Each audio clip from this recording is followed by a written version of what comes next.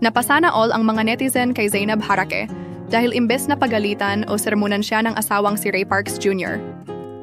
Matapos niyang umuwi ng lasing na lasing, inalagaan pa siya nito ng husto. Ayon kay Zainab, umuwi siya ng lasing na lasing at suka ng suka matapos ang pag-shoot niya ng isang makeup challenge. Pero sa kabila ng lahat, wala raw siyang narinig na reklamo mula sa kanyang mister na si Ray Parks. Nag-shoot ako ng one-shot one makeup challenge. Umuwi ng lasing na lasing at suka ng suka. Wala akong narinig na kahit ano sa asawa ko.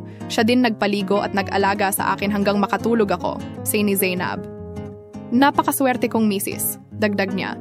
Nagbahagi rin si Zainab ng footage kung saan makikitang hinahagod ang likod niya ng basketballista niyang asawa Chakakas. Mapapa, thank you Lord ka na lang talaga. P.S. Gusto niya ko bihisan hahaha asmi na lasing ayoko magdamit.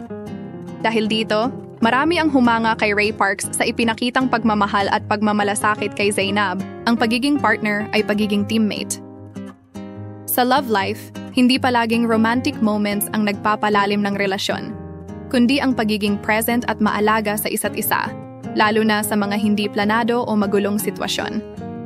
Ang simpleng thank you ni Zainab ay nagpapakita na mahalaga rin ang pagtanggap at pagpapahalaga sa kabutihang ginagawa ng partner. Maraming salamat sa panonood ng aking video. Kung nagustuhan ninyo, huwag kalimutang mag-subscribe. Kita-kits ulit sa susunod.